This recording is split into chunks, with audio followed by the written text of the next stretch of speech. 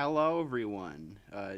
Long time no see, but like we are gonna be doing the Fallout companion tier list because, well, we're like cringe and shit. So, and I'm here with my friend Ted Myth. Hi. So yeah, we're just gonna go from Fallout 3 all the way up to Fallout 4 because who the fuck cares about 76? Wait, is Fallout 1 and 2 not on this? No, we could probably do that. We can just milk this for like whatever it's worth if it gets decent. But like anyway, whatever. So first up we got Star Palette and Cross from the Brotherhood of Steel. That is one I have not used, not gonna lie. Uh, Overall, I think she's kind of bland. I mean, she had history with James, from what I could tell. Um, but overall, she's kind of bland. So I'm just gonna put her in C tier. She's okay as a companion, but like not the greatest. Now Butch here, I'm not gonna lie, I was always a good karma character, so I've never been able to use Butch. So I'm just gonna put him in not used before. What do you think? Um, that's fair. I think he's the only companion that can cut your hair at will. So I think Yeah, I don't know. I'm let's not put used to him either. let's put him at A tier just for that though. Yeah, I think he's the only one that can do that. Yeah. Sharon. I used him a bit, and I think he was okay. I think he was pretty good. I checked his stats before doing this. His shotgun can actually do pretty good damage. Wasn't it like 55 something? Yeah, it was like 55 damage. His DPS is like 41. I mean, Ooh, shit, not bad. yeah. So I'll put him at B tier. Um, R3. I think this is what this guy's name is. I'll just edit in post and shit. But like, this is R3, and I've never used him. I don't know where to find him, so I'm just gonna put him in never used, probably dog water. He certainly exists. Yes. Jericho never used because I don't do evil karma playthroughs generally unless I'm feeling extremely naughty. He's interesting, but I don't know. It's not really anything to write home about. Like, yeah, he used to be a raider and all, and then he just moved into Megaton, but which is like strange because why the fuck would you let a raider move into Megaton? That never clicked with me until just now. Yeah, honestly, I'm just gonna put him in C or if we could put him in like a middle tier, I think he'd be right here. But I'll just put him in D. He's a high D, but like he's nothing special. Fox, I'd say he's S, really S, good. S S, tier, S tier. S. Um, Here is Unbeatable. yes, like Fox is like the best super mutant companion in the Bethesda games. Um, so yeah, and his Gatling laser's cool. Okay, it's like high DPS character all around, and I think he has one of the most interesting backstories in all of Fallout companion lore. So like, yeah, He do be stuck in that vault though. yeah. I forgot. Oh, Clover. Never used Clover. D. C. Yeah, C. She kind of got that PTSD. Dog meat from Fallout 3. I've never actually used Fallout 3 dog meat. God damn. Oh, voice crack. Damn. So dog meat's okay. I would honestly just. I think he's the only companion that can't technically die. Fox can't die. Well, yeah, isn't it because his like health is so large? Yeah. Yeah. Um, I'm just gonna put him in B. I wouldn't say he's anything special, considering that like Rex and Fallout 4's dog meat exists. But like still. Okay, now that's all the Fallout 3 companions that are like actual like permanent companions instead of like like the one-time quest companions. So let's move on to New Vegas. We got Arcade Gannon. S tier instantly. Oh yeah. As one of the most fun side quests in the game. Oh, by fun you mean You get absolutely the painful? I don't know. I thought it was kind of fun. I mean, the reward is awesome. Oh, absolutely. The Enclave Especially, armor, and if you talk to him right, you get both sets. yeah, but I like to have him sort of like join in the battle of Hoover Dam, even if it like He's a good character to have. yeah, and Every time I've played New Vegas, I've always gone through the entirety of his quest. yeah. Okay, so next we got Boone. Boone is a definite S tier. Yeah, we don't even need to say why. He just Yeah, instantly is. like he's like up there with easy. He's like up there with like difficult Pete as like Giga Chad. The easiest Easiest S tier. companion to acquire too. Yeah, Literally takes 2 minutes. yeah, and if you know what you're doing, you don't. If your lockpick is high enough. Yeah. Okay, so we got Rose of Sharon Cassidy or just Cass. I really like Cass to be because she's just funny. Believe it or not, I think I've only used her like once. Bro, Cass who immediately sends her to die at the Van Graffs. I mean, I'm just gonna put her up in A tier. Raul, Is S just because he's funny. yeah, and we got that international like sort of we got the foreign like sort of like just in general we just got like the more representation. Rex, I really like Rex, and I think he's an A tier. I don't like to mess with the kings, so You don't like the Kings? and it's not that I don't like them. It's just the quests are kind of annoying. Yeah, but it's sort of necessary if you do an NCR playthrough. So Yeah, which I always do yes man runs because I like feeling powerful. yeah, okay, and then we got Veronica. I've used her all of like once, and she was not that useful. I'm just gonna put her in D tier just because like every time my first playthrough of New Vegas, she was my first companion I picked up because I failed Boone's quest because I was a stupid dummy. Right? Small skill issue. I accidentally killed Ranger Andy or whatever the fuck his name is. I didn't understand the what was required of me. But so I find her at the 188 and like I do the Brotherhood of Steel quests with her. So then like we go into these vaults and it's like already a tense atmosphere when it's like the first time you're playing New Vegas, right? So then all of a sudden you just hear a big old boom followed by the camera jumping to like the kill cam of Veronica killing like a rad roach or whatnot. And for some reason that was the biggest fucking jump scare in any game before. Like FNAF has nothing on that like when you're unprepared for that. So yeah, that if she, I like to have the cinematic kill cams on for VATs and stuff and like that. So like, if it wasn't on, I'd bump her up to like an A or B because she's like really powerful when it comes to like just punching shit. But that's like literally her entire character, other than like getting like later expanded on with dead money and stuff. So next is Eddie. Which instant S tier.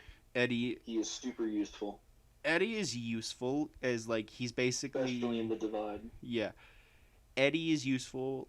He's basically just a flying robot version of Rex here, and like he shoots lasers. And like I remember going with Arcade Gannon and Eddie to clear out Boulder Junction or whatever the fuck it's called. Quarry Junction or whatever, and that sounds fun. Yeah, and I did it with a hunting rifle, not even the anti-material rifle. I like to go in with a sniper and a missile launcher and then just wreck the place. I did it with a Fat Man once, but like we're getting off topic here. So like Eddie is a solid S tier just because of I think they expanded on Eddie's personality in Lonesome Road, and I'm glad that you're able to carry that over into the base game once you finish it. I think what they were planning on doing was once they cut Lonesome Road, they just had Eddie. So then, like, they cut Ulysses from the base game, and then like they saved him for Lonesome Road. So basically, Eddie sort of just got axed there, but like his personality got basically axed. But I'm glad they managed to like fit him in though. In some way or another, yeah. Yeah. Okay. I forget this one's name. I haven't used her. Lily? Yeah. She's cool. She's definitely an A tier. All right. Yeah, I haven't used her, but I'll take your word for it. Okay, we go to the Dead Money DLC characters. So we got Dean Domino. He's annoying. Yeah, I'll put him in D. C is All right. where I'd put him. All right. We got Christine. I, contrary to popular belief, like the consensus, I actually kind of liked Christine's sort of character. Yeah, me too. I thought she was definitely the easiest to work with. Yes, especially if your speech isn't high enough, which I always tag speech, so it wasn't a problem there. So, but like, still. Exactly. So I'm gonna put her in A tier. Or B or A? A. All right. Okay, so we got Dog/God. I want to hear your thoughts on this. I don't know. He's kind of hard to work with. I mean, personally, He's definitely really interesting though. yeah. Like, I think lore-wise, I think just because he's hard to work with, it sort of holds him back from being A, and like the slog that Dead Money is already, he doesn't Also, really help. in my most recent playthrough, I attempted to try and save him during the gas thing, Right. and he just like killed himself. Yeah, I get you. You're supposed to run up to him like real fast, and like all that. So yeah, I feel safe in putting him in B tier. He's not like just like because Dead Money's such a slog, and like trying to get these motherfuckers to work with you is just a pain in the ass. I found Dean the hardest to move, Yeah. so he's definitely better than Dean. Yeah. Okay, so we got the Burn Man himself, the Mormon preacher, and the one who converted so many people. We got Joshua Graham. Joshua, do you even have to say it? He deserves his own tier. He deserves his own tier. Just give me a sec here.